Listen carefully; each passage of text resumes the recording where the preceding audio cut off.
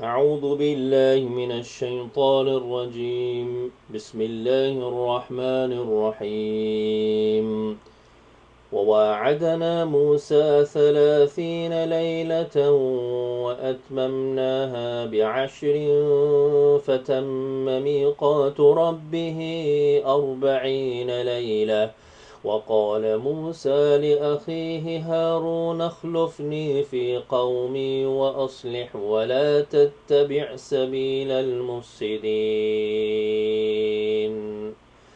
ولما جاء موسى لميقاتنا وكلمه ربه قال رب أرني أنظر إليك قال لن تراني ولكن انظر إلى الجبل فإن استقر مكانه فسوف تراني فلما تجلى ربه للجبل جعله دكا وخر موسى صعقا فلما أفاق قال سبحانك تبت إليك وأنا أول المؤمنين. صدق الله العظيم. And when we made a promise with Musa for 30 nights, then we supplemented them with 10. So the total period fixed by his Lord was 40 nights.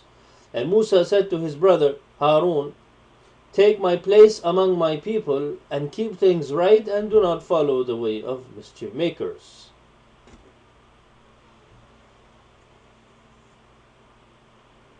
So after Bani Israel were settled and they were in a peaceful environment, then they asked Musa alayhi salatu salam that we want to follow a Islamic law, a Islamic system. So then Musa alayhi salatu salam asked Allah subhanahu wa ta'ala, and Allah promised him, but he would have to come to Mount Sinai and spend 30 nights and complete it with 10, because Musa alayhi salatu salam, he was fasting and he broke his fast by using the miswak. And that's another topic, that does miswak break the fast according to the Aimma Arba. So fasting, regarding fasting, because the month of Ramadan is coming, so I would like to talk about fasting. Allah subhanahu wa ta'ala mentioned, يَا أَيُّهَا الَّذِينَ آمَنُوا كُتِبَ عَلَيْكُمُ الصِّيَامُ كَمَا كُتِبَ عَلَى الَّذِينَ مِنْ قَبْلِكُمْ لَعَلَّكُمْ تَتَّقُونَ, that, O believers, it has been compulsory upon you to fast so that you may achieve taqwa. Because what we understand from fasting is that fasting is only for Allah subhanahu wa ta'ala. Allah subhanahu wa ta'ala also mentioned that this fasting is only for me. This fasting is only for me.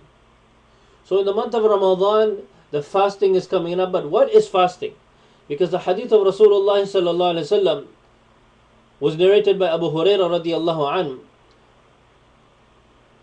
رب صائم ليس له من صيامه إلا الجوع ورب قائم ليس له من قيام إلا السهر. There are people who fast and get nothing from their fast except hunger, and there are those who pray and get nothing from their prayer but a sleepless night. Now what does this hadith mean? We need to understand. You see, as-siyamu junnah. The Prophet ﷺ mentioned as-siyamu junnah, that fasting is a shield. Just like a shield, it protects us from the opposite enemy, or protect us from any harm, or if anyone was to attack. You see, in those days they had shield, sword and arrows, so they will use a shield to protect themselves. Similarly, fasting is a shield. What does that mean? That when we are fasting, all of the haram, prohibit acts that Allah subhanahu wa ta'ala has prohibited, that fasting is a shield for that. That fasting is a shield. لَعَلَّكُمْ تَتَّقُونَ, because we are fasting only for Allah. This fast we are not keeping for anyone else, only for Allah. So when we have this realization that this is only for Allah subhanahu wa ta'ala, the fasting is only for Allah, then we need to fast from our eyes, our ears. Allah subhanahu wa ta'ala has prohibited us. You see, what is permissible, which is eating, food is permissible to eat. We're going to stay away from that by fasting. But whatever is haram, we'll do all that. We'll commit zina with the eyes. We'll commit zina with the ears. We'll commit zina with the hand. We will commit sin with the tongue, backbiting. You see, we will do everything. So this kind of fast, there's no reward. There's no reward. That's what this hadith means. There are people who fast and get nothing from their fast except hunger. Just stay hungry. Just stay hungry and do everything. All the haram acts. Commit zina with the eyes, commit zina with the ear, commit zina with the hand, feet, and also with the tongue also. No fasting with the tongue. And do everything. So this fast is valid. Of course, it's not that the fast won't be valid.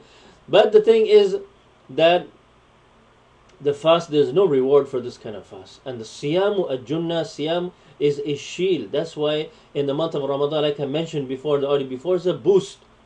And we're one thing also to remember, that we're not only Muslims for month of Ramadan, that we're going to make a program that this is only for Ramadan. No. Our situation, spiritual situation, or the path that we are following before Ramadan and after Ramadan should have a difference. If there's no difference and there is no progress in the month of Ramadan, before Ramadan and after Ramadan, that means our Ramadan is not passed properly. Secondly, وَرُبَّ قَائِمٍ لَيْسَ لَهُ مِنْ قِيَامِهِ إِلَّا السَّهْرِ. And there are those who pray and get nothing from their prayer but a sleepless last night. Meaning just stay away at night.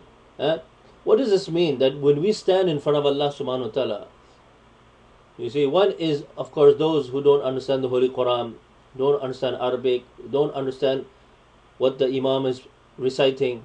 And there are one group who are those who understand the meaning, who understand the Arabic, who understand it such so as if the Imam is communicating, Allah subhanahu wa ta'ala is communicating with that person. This is a big gift, that whoever Allah subhanahu wa ta'ala has given this gift. But this does not mean, you see, even those who don't understand, how can we make our Taraweeh in such a way that we are benefiting from this Taraweeh? Because what is it? رُبَّ قَائِمٍ لَيْسَ لَهُ مِنْ قِيَامِ إِلَّا السَّهْرِ. There are those people who pray and get nothing from their prayer. Just stay awake and join the Imam. And when the Imam says Allahu Akbar, we don't know where we are. We're traveling. Our mind is traveling. We're gone. We went home. We went to work. We're thinking about tomorrow. Or we're thinking about what to cook tomorrow, what to buy tomorrow, what shopping to do tomorrow, or what this, that. And our mind is somewhere else. We're not even listening to the Imam. We don't even know what the Imam has recited. We don't even know what the Imam has recited, and was Allahu Akbar. When he goes in ruku, oh, okay, now we have to go in ruku. And sajda, we don't even know. So what kind of salat is that? We're standing in front of Allah subhanahu wa ta'ala, and our mind is somewhere else. We're busy traveling the world. We're exploring everything. So to build that concentration, what we need to do is that we need to, at least before we go for Taraweeh, we listen, or we go over the summary, what the Imam is going to recite.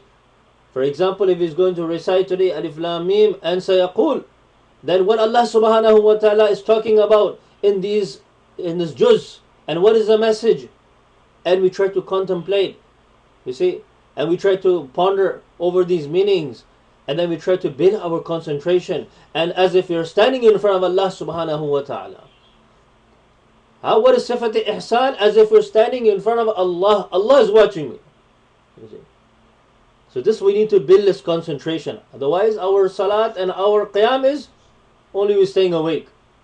So this is why we should. I thought this month of Ramadan is coming up, and it just happened to be about fasting. So this is what we need to ponder over, and we need to prepare our Ramadan such so that we need to fast in such a way. And the thing is, we keep ourselves busy. You see, we're working, after working, then we are, whatever we are doing, we keep ourselves busy. And this way, and keep ourselves busy in what? Reading the Holy Quran, reading the translation of the Holy Quran. You see, also teaching our children, creating that environment at home also, teaching our children about Deen, teaching our wife and children about Deen. See, this is all we need to spend our time in the month of Ramadan. So may Allah subhanahu wa ta'ala give us all the ability that before the month of Ramadan come, we prepare for this month of Ramadan, and this month of Ramadan should be a change in our life. We should make this intention that we are not Muslims only for the month of Ramadan. We are Muslims for our whole life. But this Ramadan is a boost. And this Ramadan, like I said, the Ramadan, the month before and the month after, there should be a difference. That after the month of Ramadan has passed, and we see our spiritual situation before the month of Ramadan and after the month of Ramadan, is there any difference? And we should always strive for this. This is the best time. This is you see, just like when there's a very big sale for business, and customers, and when they advertise to the customers that today is going to be a very big sale, not only 20% off, but maybe even 50% off everything. So how they'll run to the store just to get that 50%, just like Boxing Days, or there's all these other days when the price is, even though it's also a technique, but anyways, we just not talk about that right now. So similarly, Ramadan is a month of barakah, month of blessing, month of, as much as we can extract from this to build our akhirah. We should do it. May Allah subhanahu wa ta'ala give us all the ability. Wa akhiru da'wana alhamdulillahi rabbil alamin.